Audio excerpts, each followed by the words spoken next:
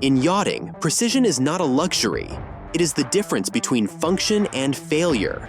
Every weld, every joint, every engineered solution must perform, not just in theory, but at sea. Engineered Yacht Solutions delivers specialist welding, fabrication, and onboard engineering built for real-world conditions. This is craftsmanship shaped by experience, pressure, and exacting standards. Trusted by professionals who understand there is no margin for error. Engineered Yacht Solutions. Discover engineering without compromise. EYSwelding.com. Bob Saxon, Yes. Good morning. Good Good morning. to see you again, brother. Finally, we got back together. We've been missing each other for the last almost 2 months. How was Monaco? Wow. It was a completely different See, I'm going to interview you. Yeah, that's okay. That works. No, I mean, all the years I've been going to Monaco, I've been going as a manufacturer or a yacht management company. Never gone as media before. Yeah. And it's funny how the script flips a little bit. So looking at things completely differently, walking through doors that normally I wouldn't have walked through. But I'd tell you that I think I've got over 22 or 23 Monaco shows under my belt. And this one was a little bit quieter. I don't know if it's because it's 750 euros a ticket to get in or what's happened, but the quality, the conversations, the horns that are going off during the course of the show indicating this is someone signed a deal, theoretically. Right. That was real, and people were smiling, and 4 days isn't enough time, really. Yeah. So, yeah, I guess. Well, I'm glad to hear there were some deals that happened. I would think that the uncertainty around the world and everything that's going on right now with all these different crazy things going on, that people get a little bit nervous when they're not sure and they're uncertain and all that and sort of drops off. But that being said, the affluent, the wealthy, always will pursue their recreation. They will. And it's interesting you mentioned, I was going to touch this later in that conversation, but it's perfect time to just bring this up. A gentleman by the name of Jack Ingalls, he's a yacht manager, project manager, specializes in refit. His business is really a professional organization pushing that. And he wrote an article just coming out of the Monaco show. He and I are going to sit on this show eventually and talk, probably in Amsterdam in a couple months. But this is some interesting numbers he brought forward. And again, I'm quoting him. The September yacht shows, the facts and figures are starting to come in. But unless we solve the oversight gap, the industry is building risk as fast as it's building yachts. From the Monaco Yacht Show, market report and recent posts, the industry pressure is clear. There are 600 plus new super yachts under construction worldwide. That's 600. And add 2,000 plus annual refit yard visits and nearly 200 yacht sales in the past 6 months rather, the question becomes avoidable. Who's overseeing all this for each client? We're going to talk about yacht management, Sure. And we're going to talk about where this industry is going, but I thought that was pretty profound when you really start thinking about those numbers. What does 600 mega yachts look like in construction? We've got 200 new yachts recently sold that I'm aware, and you're probably aware of more in the pipeline. All these boats, this whole fleet needs their special surveys. Every one of these boats goes into the shipyard for refit periods. How are we going to support and sustain this? That's a good question. Well, yacht management is in a growth surge right now, mainly because of the amount of inventory that's hitting. And as a yacht manager, and I, as having been a yacht manager for many years, and started out as a yacht manager, know that the equation is pretty simple. You have an account manager that can handle about 5 accounts, 5 yachts. That's it. Before you have to move on. Yacht management may seemingly be a big windfall of money, but it's not, because it's labor intensive. And it sure has changed over the years, I can tell you that. Well, yeah, I was going to say, you, for all intents and purposes, kind of invented that business model, going back to what, the 80s? Early 80s. Early 80s, yeah. Mm-hmm. Yeah, well, you and I met just shortly thereafter. Yeah. I think I met you like 88, 89, somewhere around there. Yeah. Well, I didn't invent it so much. I was the son of the inventor, you could say. And I've heard, people refer to me as the patriarch of yacht management and all that. Mm-hmm. That's because, most of my career has been involved in that, and as well as managing sales teams and running companies and all that. But yacht management was the core value that I always treasured and cherished, because of the things that you do for owners of yachts to protect their interests and all. But it hasn't always been this way. And then back when I started, if you want to hear a little bit of the history, and all that, there was a fellow by the name of Bill Whittemore. And some of the folks that are looking in on this broadcast may remember that name. I think most wouldn't remember his name. But Bill was a former Madison Avenue advertising executive, and he was a racing sailor, okay? And he was a member of the New York Yacht Club. And he got this idea together to start what he called yacht management. And he hooked up with a fellow by the name of David Halsey Marine in London, and at that time, and then they partnered up, and so that they could put it on their letterhead. Halsey could put it on Fort Lauderdale, Florida, Darien, Connecticut, Newport, Rhode Island, New York City, and then Bill Whittemore, on the other hand, could put London on his letterhead. Covering all the bases. Now, working for Bill Whittemore at that time were a couple of characters. One was Michael White. I don't know whether you know Michael White or not. Another pioneer in the industry. Michael White and I came from outside the industry. Coincidentally, the very same week we started in yacht management. He for David Halsey Marine, London, right, and I for Whittemore and Williams out of Fort Lauderdale, Darien, and Newport, Rhode Island, and New York City. You came from education, right? Education, and I had a short stint as Parks and Recreation superintendent for the city of Fort Lauderdale, which people don't know about. Had 1,800 people working for me, and beaches, waterways, facilities, and all that. But giving a speech at a Rotary Club luncheon one day about Parks and Recreation, along came Bill Whittemore and said, "I'd like to talk to you about coming to work for me." And I said, well, what do you do? And he says, well, I'm in the yacht management business. I said, no, I don't know anything about yachts. My dad owned a fishing boat in the Atlantic Highlands in New Jersey. That was it. Okay. Right? Yeah. He said, exactly what I'm looking for, someone who doesn't know anything. And so I went to work for him. I took a chance. I went to work for him and worked for him for 5 years. We operated out of and Newport. We had an office conveniently positioned between New York City, New York Yacht Club, right. New York City. Darien was halfway to Newport. So we spent 2 days in New York City, 2 days in Newport, and 1 day in Darien. And our first clients whose yachts Bill was managing were all professional racing. Now, they're businessmen, but they own racing sloops. And they participated in these big around-the-world races between Tokyo and Sydney, and these high-action racing sloops like Nirvana and Kanaloa, Ondine, that belonged to all these fellows that were members of the New York Yacht Club. Now, they had their gentleman yacht on the side. They had their old Trumpies, Mathises, and Stevenses, and Browards. Look at those names. Yeah. Love it. Yeah. And yet their main avocation was racing these big sloops around the world. Wow. And so we ran those sloops as charter businesses, okay? And that is how the whole charter management thing came to be, all right, to where we were managing those yachts. And it was funny because the first day I showed up for work, not knowing what I was doing, of course, I walked in and Bill was standing there in a little office over here over the coin laundry, just behind Waxy's, that down there, little tiny office. And I showed up for the first day of work, and I walked in, and he was standing there with his New York Yacht Club tie and his blue blazer and his briefcase. And he said, I'll see you in a few weeks. And I said, well, where are you going? He said, well, I'm going to Darien. I'm going to our office, and I'm going to go to Newport. I'll get you up there this summer. And I went, but what am I supposed to do? He said, you see that phone over there? If it rings, pick it up and answer it. So that was my entire on-the-job training, was answering the phone. And then handling all the captain's cash before computers. Right, of course. For these big sailboats. And before the internet. We'd get a big Kleenex tissue box that would come in. It was full of receipts. And like one receipt would say damages to a bar in Tokyo because there was this fight between these two racing crews.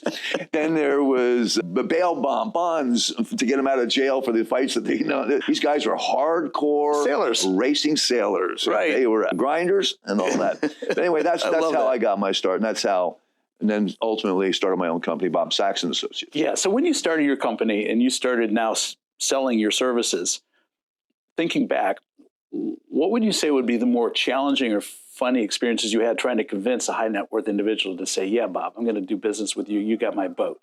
Well, you have to create a need on their part. Mm-hmm. But the biggest thing, the biggest lesson that I learned that I was good at was I could talk to rich people and I could tell them no when they didn't want to hear no. That's and I could tell them yes when they didn't want to hear yes. Right. And so they respected that. Good. See, so in those days, it was more about making sure that everything was tended to when they got on board their other yachts, their gentlemen's yachts, as I call them, and they wouldn't have to worry about the next bilge pump they're going to buy and all that. As you know, as yacht management, that's how it all works, so that they could focus on the pleasure side. And that's what it is today, too. So the owners can focus on the pleasure use of the yacht as opposed to the numerous headaches that might occur with ownership. No question. Yeah. You said something a minute ago about, showing them that they need it. They need it. Yep. I'd say every yacht owner that wants a good yachting experience needs good management. Yeah. They just don't understand or necessarily know how they need it. Yeah. They don't realize there's a tool available that takes those stresses away for the most part if they've got the right management group. Well, the management group can play that complementary role, but it's all important that you have a captain who's a good onboard manager. Because who am I to say I'm 5,000 miles away and there's something going on the boat that I know better than the captain what needs to be done? No, he's your onboard manager, and he works in unison and link with the yacht management account manager. Right? And most yacht captains welcome the introduction of a yacht management company because they can take that edge off in dealing with the owner and deal with the yacht manager. So, nowadays when somebody asks me what I do, and I simplify it to this, I talk to the captain, I translate that to owner talk, I talk to the owner, I translate that to captain talk. So that when that owner comes on board, he and his family, or she and the family and all that come on board. That's it.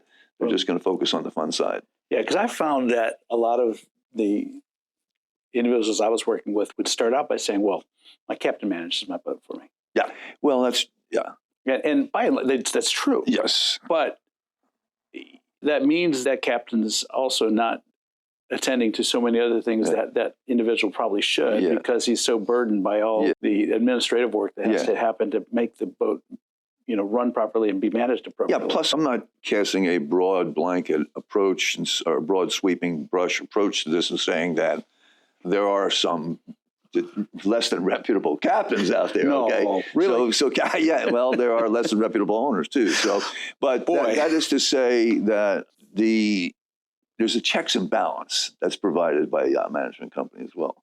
Plus, nowadays, the technical support that's needed in order to stay consistent with the regulatory, safety, all the other things that have been built in that have made yacht management, well, back in the old days, yacht management was more of a one-on. I was the only yacht manager for Whittemore, yet we were managing 30-some yachts, And when I started Bob Saxon Associates, before all the MLS and all the other things came into play, the number of people that were required to manage a fleet properly were much less than you see today. As I said, now the account balance is 5 to 1, 5 yachts to 1.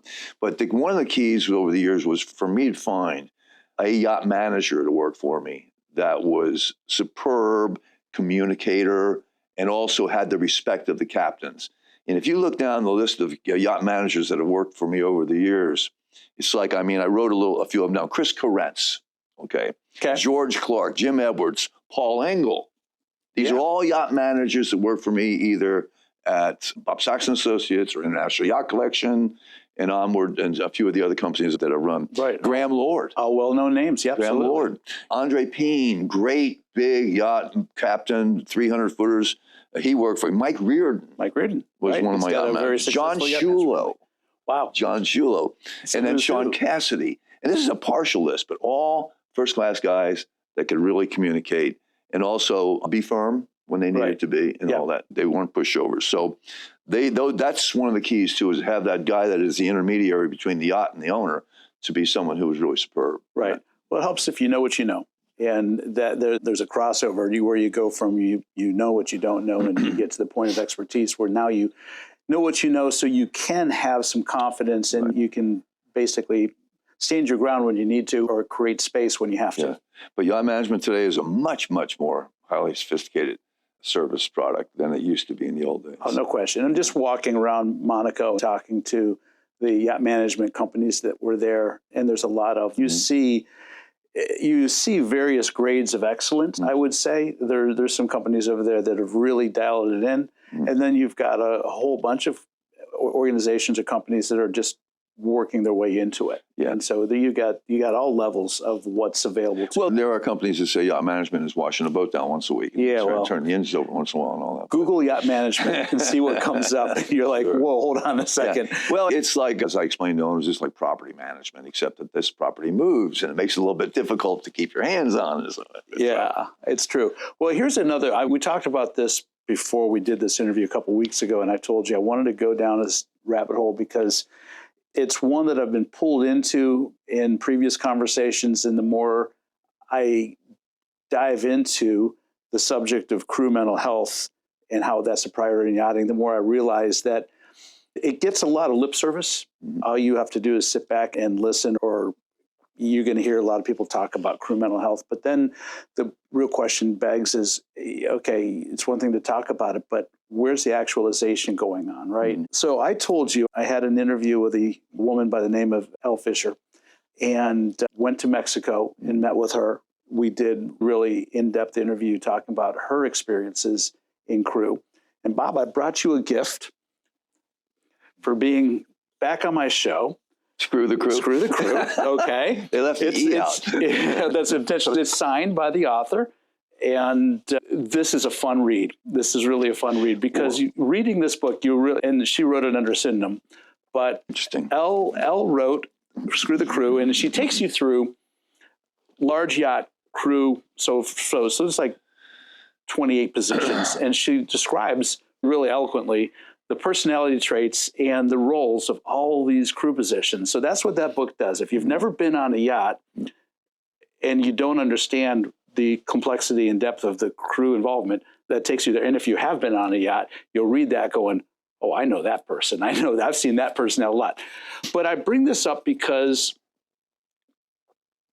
I've had so many people reach out to me in the last year wanting a really honest conversation, willing to talk about some of the challenges that we're dealing with. And I'm not talking about the below deck stuff. I'm talking about the mentally, emotionally, spiritually evolved part of the human side of our industry. I tell people that will listen, I say, I think there's three, what I call the sacred trinity of yachting. You've got the high net worth individual, the yacht owner, that everything should focus on his or her. The client experience. Absolutely. You got the crew. I think, you take either one of those out of the game and you don't have you don't have it. And then you got the asset. You have to maintain that asset and create the platform that is safe, that is enduring, that will give you the experience you're expecting. Yeah. Everything else is the fluffy stuff that holds it together. And so I guess starting out, going back when you started, was crew mental health essentially just make it through the next charter and get to the bar and keep going? Or what's happened in the evolution of our profession? First of all, it's in crisis mode right now. It is. Okay, crew health, crew mental health, and crew and all welfare. But I think it's been kept under the covers, out of sight. I think that there was just as many issues and negative issues in terms of crew welfare as there is now as there were in the old days, but it just wasn't exposed.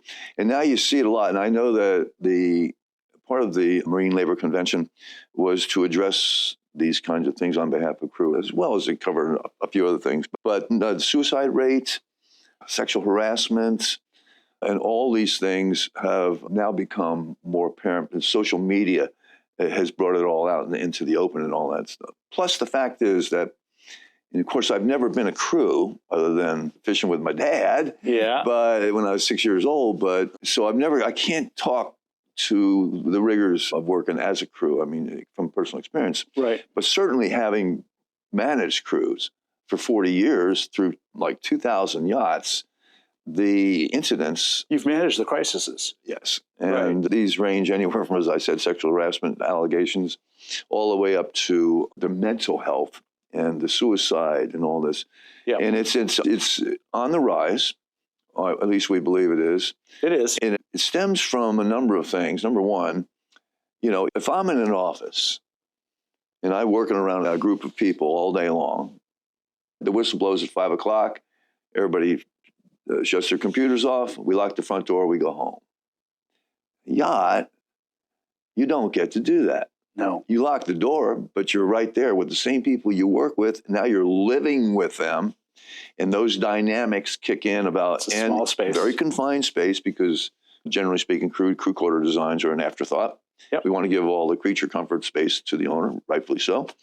But, the commercial side of the business, I'm talking about the freighters and carriers, international carriers and all that, have really addressed this to a great extent. They have. And I'm on an advisory board of a company called Weekend. We're going to talk about it, but I'm glad you brought it up. So, and they they're full in on crew mental health and all these other things, shoreside consulting and help for crew that are facing these stresses and all that. But the whole idea of what kind of an environment, what kind of a space do you provide for crew in order to ease these kinds of dynamics that occur is very important.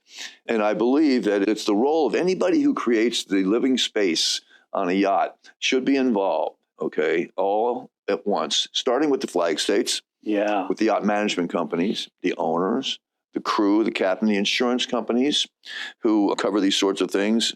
And also to address there should be a unified effort to address these matters right now, especially from the flag states. Now, I believe I read something. I thought about this, and I thought, wow, wouldn't it be great if we could involve the flag states in addressing these issues these dynamics that are occurring with close confinement and all these other things. And I understand Marshall Islands, if I'm not mistaken, has already begun to address it. They have. So that's where it should all begin, right? Yeah, there. absolutely. I talked to Iona about that recently, and they definitely have. They're kind of cutting edge. I think I even mentioned that in one of my earlier podcasts that they've done that.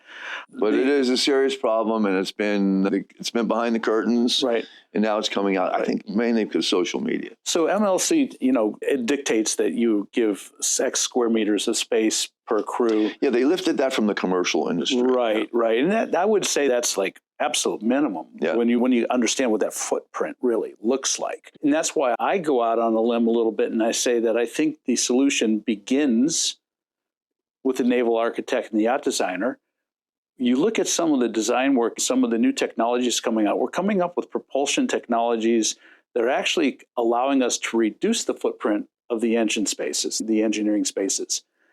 And as that enhances and goes down and becomes more mainstream, the question begs, what do you do with additional real estate you're able to allocate when your vessel technology is changing?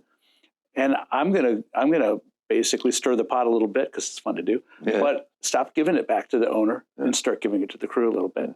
We have done such a remarkable job with outdoor balconies and folding bulwarks and beach clubs and tender garages that convert to salon spaces and cinemas and all the things that make yachting and owning and enjoying your yacht just spectacular. But we still need to really imagine or understand that if the crew is in stress mode, if they are not running at 100% or even at 80%, your experience is going to be diminished. It's inevitable. And when you look at some of these charter programs that go back to back, those crew are running on caffeine and adrenaline and just diminished energy. So I think that's number one, is looking at spaces. And I will give credit where credit's due. I've said this previously. I was on board Breakthrough, which is the 119-meter Fed ship that Van Lent recently built and delivered and just sold, as a matter of fact. Mm-hmm. And Bob, that boat, that defines the ultimate crew accommodation. 2 decks of crew space. In each crew cabin, not only do you have far exceeded LLC requirements, Pilates in each cabin, you have true living space so that you can step away. Because I say it a lot, there is no second shift on these boats. And while you have hours of rest requirements, we all know that that's a recommendation. It's supposed to be a requirement. It's all well and good to have those, but it doesn't. The practicality of it's not quite there. Because here's, unlike any other job you'll ever have, that boat's a 24/7 boat. If something happens in that boat at 3 o'clock in the morning, all hands on deck. Has to be. Right. If you're in the middle of the ocean, all of a sudden you have to fight a fire. You don't have a choice. You can't say, well, the people on shift are going to deal with it. The rest of us will just stay in our cabins. No.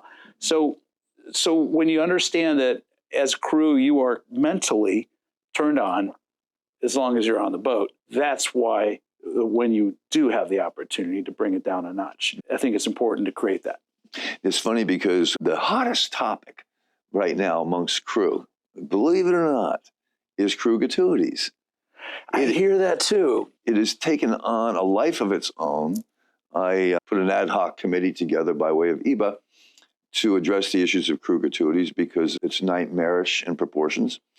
Such things as, a captain going after a charter client because they only left a 15% gratuity instead of a 20% and all that. And these misplaced expectations. What about the captain that holds on to other gratuities and then... Yeah, fair distribution. Yeah. Well, it's not all... That's his right, essentially, as I understand it. It's the captain's discretion. But, I will tell you that when I was placing crew, you had two different mindsets of crew coming in looking for work.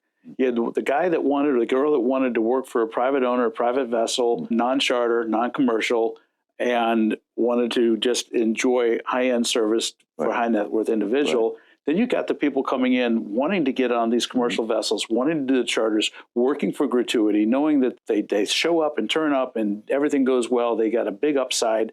And I think that's the sector that we're talking about here, is those that have put themselves into that space.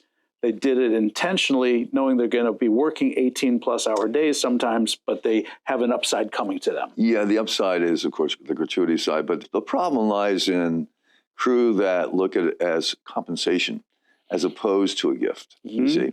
And then you have the other side. The other problem is that when an owner will hire a crew and say, well, we're not going to pay you fair wages. We're not going to put you within your normal range because just think of all the gratuities you're going to make from chartering the boat.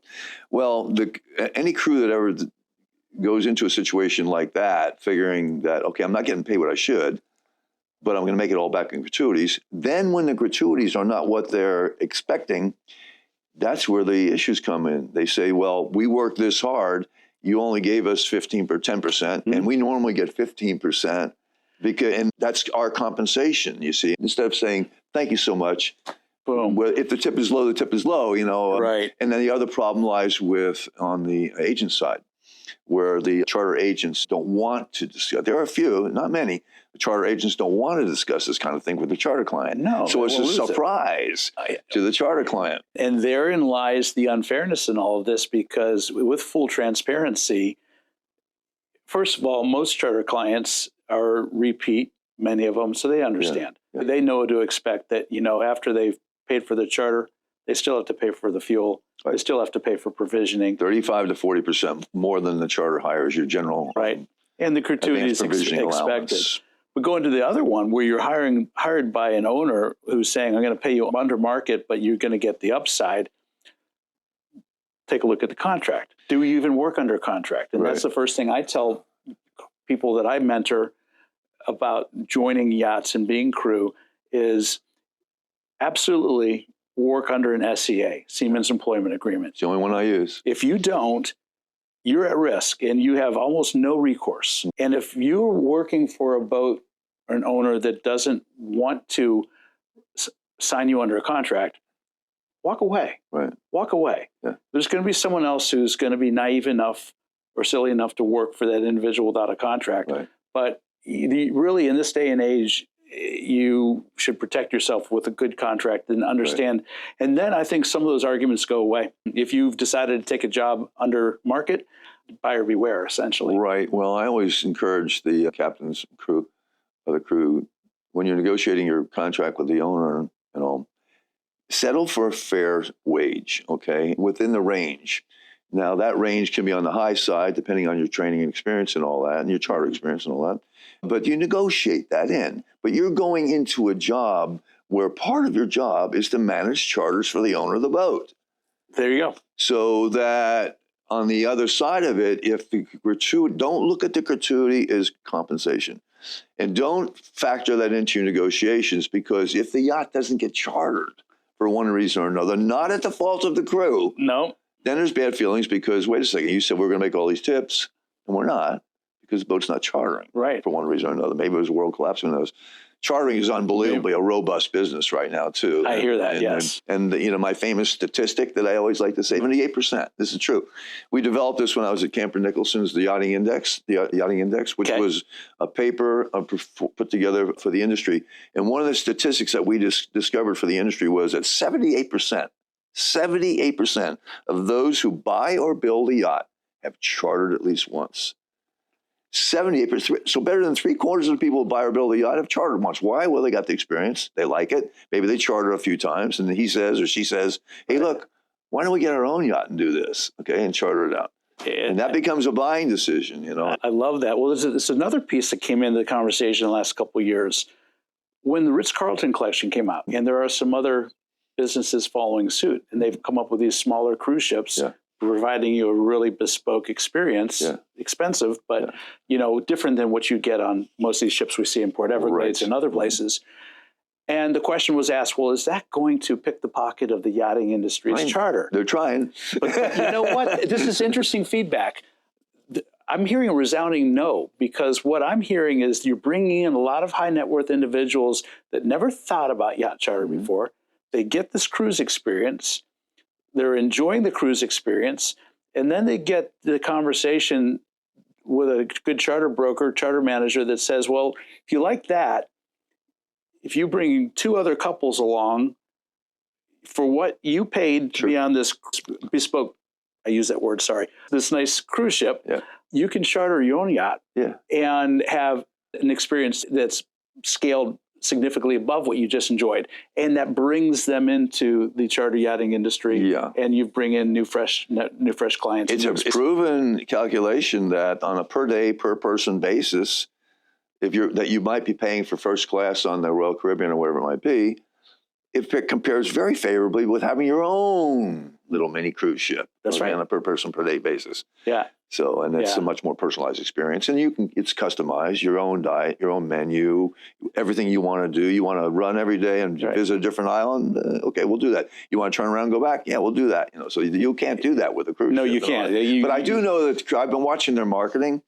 And they are coming after the yachting business. I'm hoping to speak to someone in the C-suite of that organization and get this on Yachting USA, because I think it's relevant, and it'll be fun to kind of get their perspective as it dovetails to what we are doing as well. Yachting, the charter industry is booming right now. And it's funny because some of the island groups have turned their backs on yachting and chartering. In particular, the Bahamas, as a matter of fact, have decided that, and I can't remember which minister or what it was in the Bahamas said, foolishly had a press conference and said, we're tired of these wealthy sorts coming in here and taking advantage of us and taking advantage of our pristine waters and our beautiful beaches and all that. Now we're going to get them now. Oh, geez. That is a capsulized version of what was said, but that's when they passed the value-added tax over there, another 10% on top of it. And then you had an annual cruising license plus sales tax and all these other things that come. Even, and there are some beaches, if you want to have a beach party, you have to pay to rent that area of the beach now and then. So, but what they're doing, and this foolish marketing, okay? And so the industry, and I'm not afraid to say this, the industry has sort of turned their back on the Bahamas, and they're looking for other destinations. Go down island a ways. Or to where I've been working. You've been other destinations, potential down in Costa Rica, right? Costa Rica, Belize, and now Panama. And in each of those cases, my job was to develop a plan that would attract yachts to come to address their resources, their shortfalls, their marketing efforts and all. And as a matter of fact, Panama has just passed a presidential decree number 4 by the new president of Panama, which says specifically, we are going to become a boating country. We want to become a boating country. So everybody that's involved in anything from the service perspective, now focus your sights on bringing boats in here.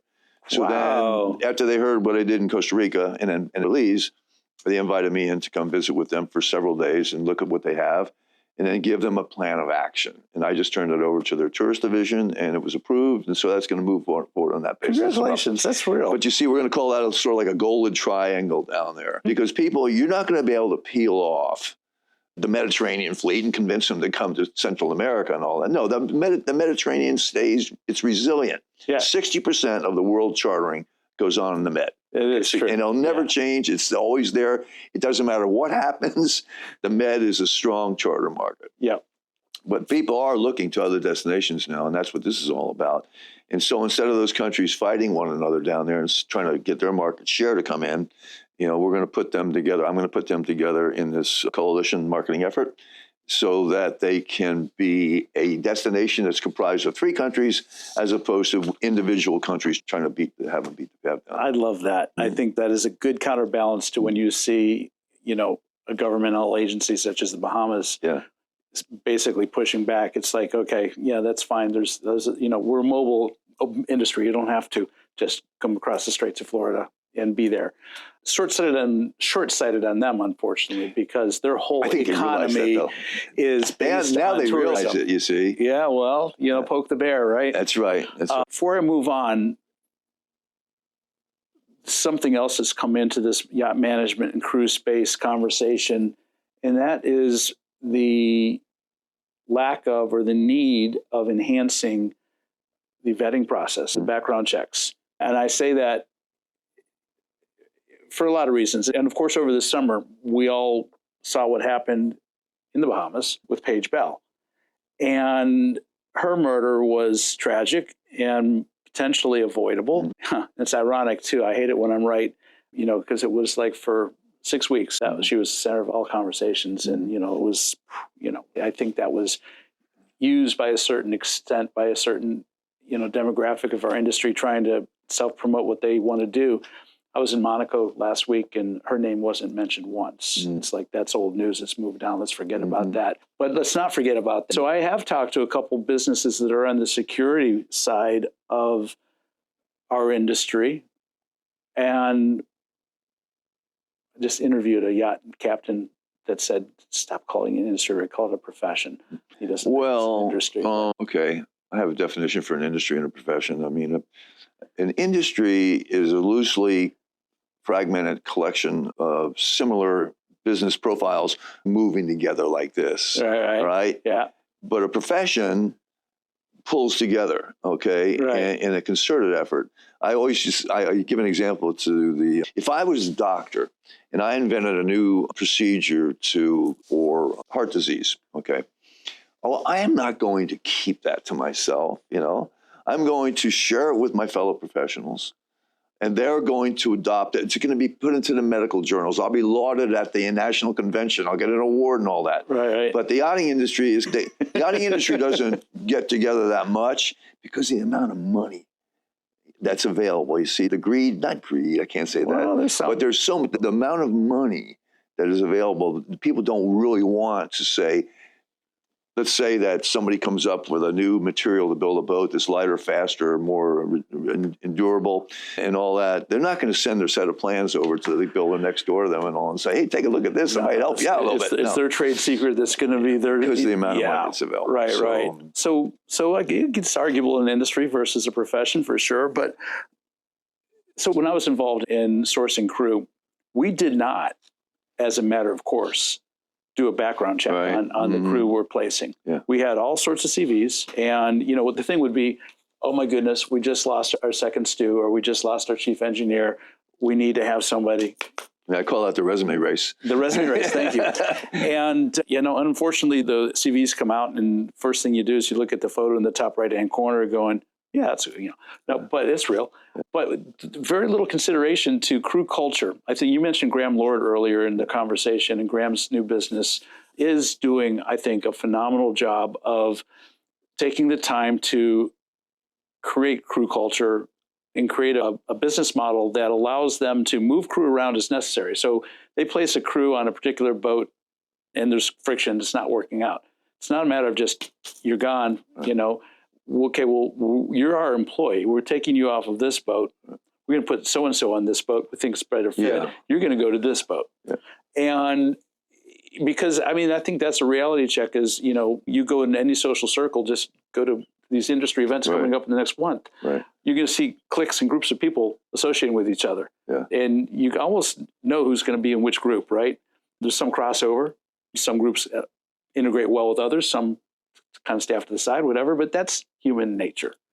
And I think that's the human part that comes into casting crew together. Right. So, what's missing here, I think, this is just my opinion based on many conversations, is a real crew profiling process where it's kind of like you do a personality profile to understand, what type of individual you're working with, because they work well with other types of individuals of this grade, but not so much of this grade. You do the background check. With my management company I was running a couple years ago, we'd charge $250 to do a background check, surface level, and if you wanted a deep background check, it'd be like $1,500 or $1,800. Yeah, it's like a credit check kind of. In a way, yeah. And 10% of our clients would elect to do it. Yeah. 10% maybe. 90% would just give us a crew. They didn't care. If I was an owner of a company, international company, I was hiring a chief executive officer, I wouldn't just go by that piece of paper and say this guy looks pretty good or she looks pretty good. There will be a deep dive into the background and all that stuff. When I went to work for Marine Max, and it was a vice president position, I had to take what they call the caliper. Have you ever heard of the caliper? No. So the caliper is this 5-hour exam that you take, and it goes in, and it's also foolproof, so you can't answer by saying, gee, I think this is what they want to hear kind of questions. Is that foolproof? So then that 5-hour test determined whether or not the specific position that I was being hired into Marine Max, number one, would I fit in? And number two, would I be happy with that position? So important. There was a famous hotelier named Horst Schulze, and he was, I can't remember the hotel chain, one of the big ones. And they had same kind of test. If you were a dishwasher, or you were applying for a dishwasher's job, you had to go through a battery of tests to determine whether or not you would really be a cool dishwasher, or whether you would love washing dishes before they would hire you and all that. And I took a lesson from him. I knew him. He's an incredible executive and all. But here's an owner, by just saying, yeah, go ahead, we need a chef, go ahead, hire somebody. So then you go to the crew placement agencies, and there comes this resume race, because whoever gets the first resume in on the top of that pile, it has an advantage. And every crew placement agency is probably sending the same resume on the same chef. Oh, yeah. And all that. So then it becomes, there are many, I'm not saying all, and my son happens to be in the crew placement business, as a matter of fact, but he does check references. But many crew placement agencies, in order to expedite the process, just send resumes. And they'll tell you, we don't check references. And, and besides that, the references that you get on any crew, they're there. They're on the resume for a reason, because they're going to say nice things about those people. When you're checking on crew, you need to read between the lines. The gaps. Yeah, you need to read between. And then I have, crew are going to hate me. I love crew. And I don't mean the broad brush crew either, nor charter boat or any of them. They're just culprits. There are extremes, just like in any other business. Guaranteed. You have some bad apples.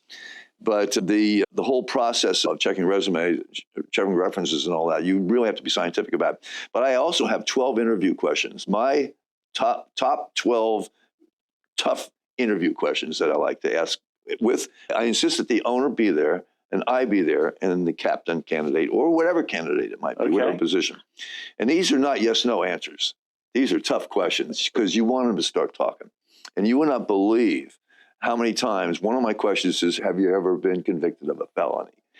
And sure enough, most of the time they'll say, no felonious background. Well, there was this one time, but it doesn't count really. It was this thing between the owner, and it just didn't work out. And then you start hearing that, and then of course, the alarm starts going off in your mind and all that. But again, we had a situation the other day where a fellow applied for a job on a 90-foot boat. And the owner didn't get the candidate from me, nor did he get it from my son. He got it on his own from a buddy of his that said, this guy. So I said, well, what's his name? And the owner told me his name. I said, wait, the alarm's going off. I don't know where I know that name from, but there's something's there. I then remembered that he had been placed on a boat over in Sarasota, this candidate. And I wrote to that owner in an email, and I said, didn't you hire this guy on your boat? And he says, yeah, until he walked off the job, and we were missing a few things on the boat. He walked off unexpectedly, so we did a post-criminal check. It turned up he had 13 Social Security numbers. Gosh.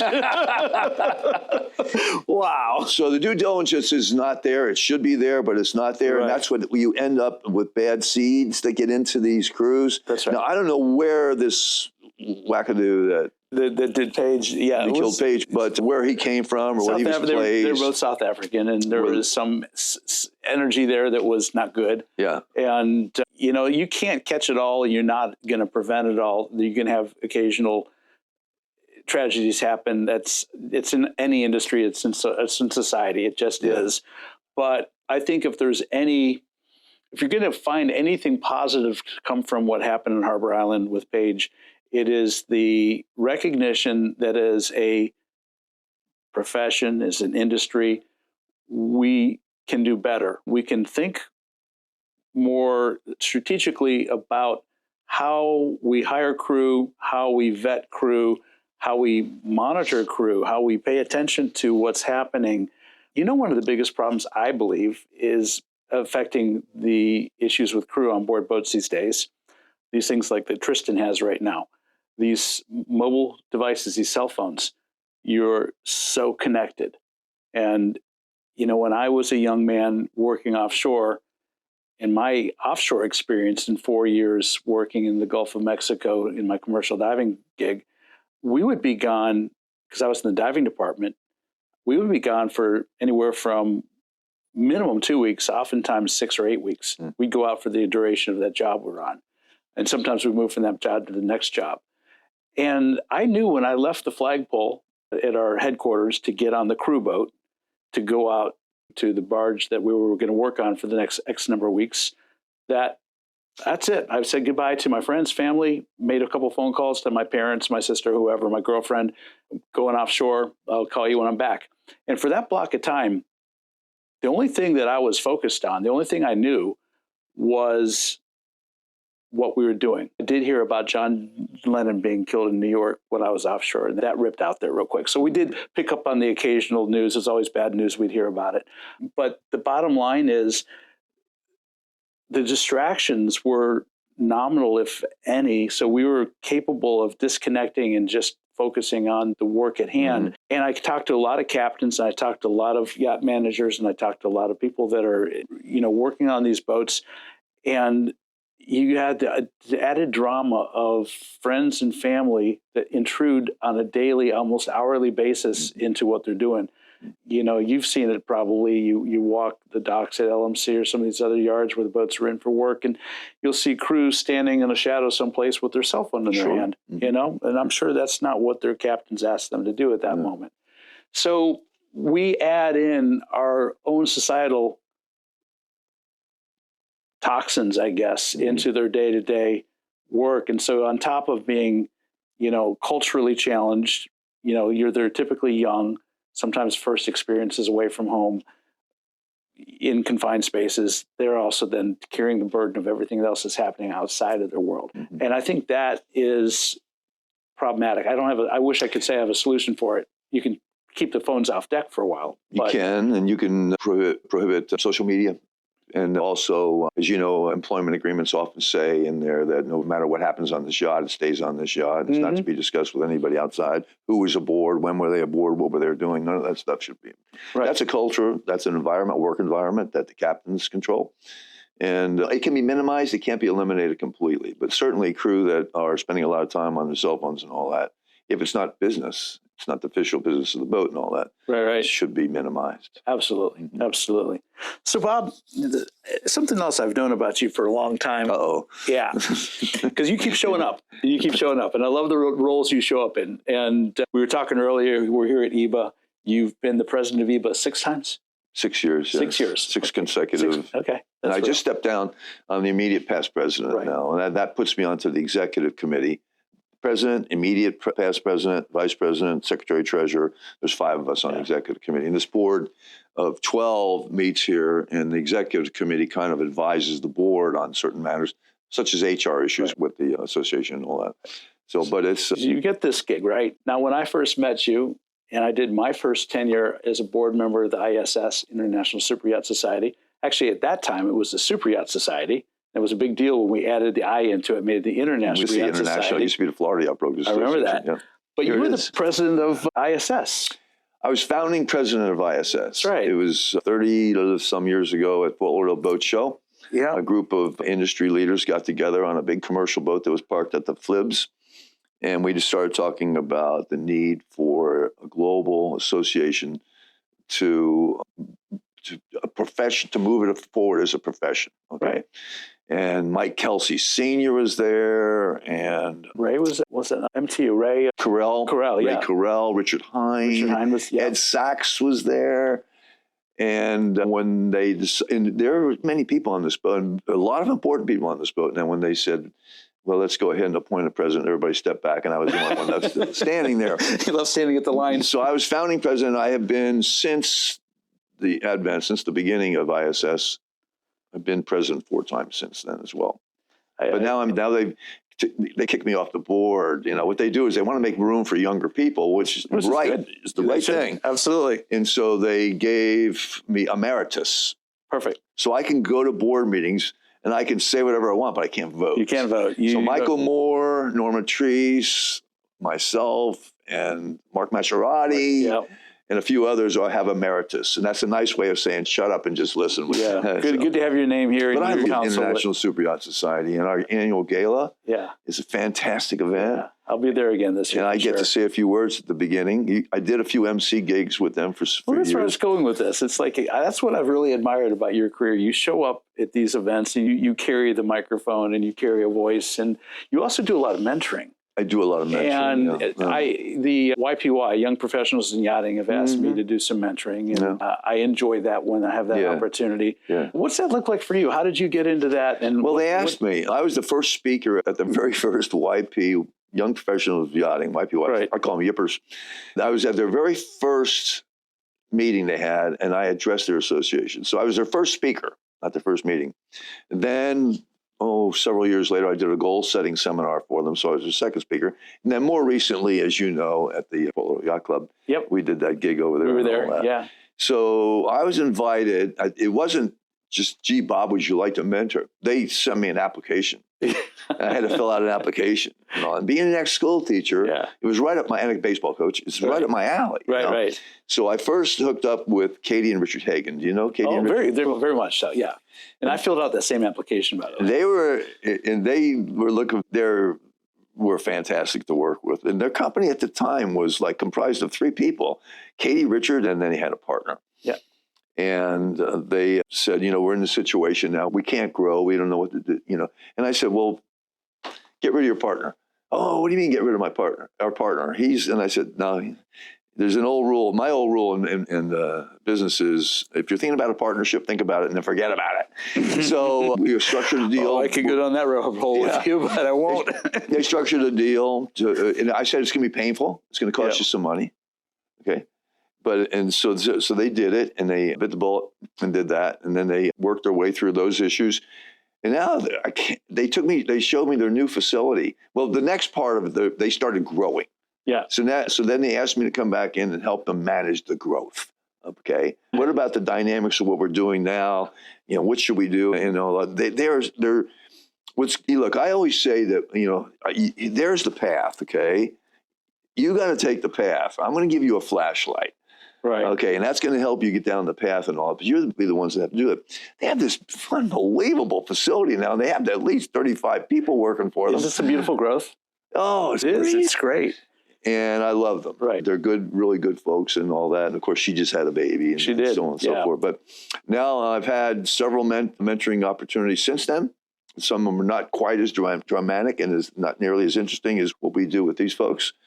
But just like I still coach baseball a little bit, I still get asked. Really? The guys that I coached when I was coaching high school at Givens, coaching baseball, their grandkids are now at baseball, little league age. And I get these calls, Coach, can you come out and take a look at my son's swing and all that kind of stuff. So that's mentoring, That's important. Yeah, and I love it because it brings out the old teacher in me. Because in all the years, in all the businesses that I've run, all the companies I work for, Ann Landry said, love her. Ann Landry said, when I was inducted into the International Chartering Hall of Fame in Antigua, Ann Landry introduced me. And she said, there's one thing about Bob, if you've ever worked for Bob, and there were maybe 200 people there. And she said, how many people work for Bob? About 30 people raised their Wow. hand. So she said, the one thing you have to realize about Bob is he's not your boss. He's your coach. He coaches you. Isn't that there it is? And he's a teacher and a coach. He's not a boss. Yeah. That makes you a leader, by the way. Yeah. And so anything I've ever done in my life in business and all that, running a board, working as a subordinate in big companies, Marine Max, HMY and all that, I was vice presidents in there. It's always coaching and teaching as opposed to wagging my finger and being the boss. We're getting close to wrap up, but I want to leave you with this thought in this context. I'm about to hit my 40th year in yachting. I've just hit it. And in that 40 years, Bob, I point to you as both a inspiration and a mentor to me, because we've crossed paths how many dozen times in different projects and different opportunities and venues. And you've always been so generous with your time and your insights. And I think that is magical in some way. I think there's a lot any of us can learn from giving back a little bit. Yeah. So I'm going to go out on a limb, but I'm going to guess that when I start to put together the first chapter of OPY, you might be willing to jump on and be, part of the initial board. Of course. All right. I'm always looking for board seats. But, it's funny. You say these very nice things about me, and I've had some nice recognitions over the year, Lifetime Achievement Awards from EVA, ISS, and all that. But if there's any advice I can offer anybody who's watching this right now is don't believe your headlines. Because once you start believing your headlines, you become less humble. Yeah. And you don't appreciate it. And the slide began. And once the slide begins, it becomes very rapid descent. Yeah. It's like a roller coaster. You reach the top. If you don't hang in there, and you start downwards, it's a very fast track down to oblivion. Well, I've had a turbulent last few years, personally and professionally, which, it's funny when you stir the pot a little bit and you're forced into retrospect and integration, reinvention. I live right now in a place of gratitude. I tell people that, when I look back on my career, what a blessing I've really been given to have spent 40 years in this profession. And lucky we are. We are very fortunate. We're very lucky. And I really believe that when you do live in gratitude and understand that, we have a lot to be very thankful for, things change. So the whole conversation kind of shifts a bit. And I think that's a good thing. What would you, looking at the industry, the profession we're in, and the future, what do you wish that we would get better going forward? If you could step in and be the director of the entire profession and say, okay, we're going to fix this one thing, what would that be? I believe that we talked about the definition of an industry, and the definition of a profession. Profession moves along together in coalition, okay? And if there's anything that I'd like to see the industry, and this was part of the mission statement for the International Superyacht Society, and that is to work closer together as an industry and to push the industry as in a coalition, as opposed to working fragmentedly and individually and all that kind of stuff. I think when you get to a place where you can step back a little bit and look at it from 20,000 feet, you start seeing what that benefit can look like. Yeah. Yeah, for sure. Well, I tell you, what a long, strange trip this has been.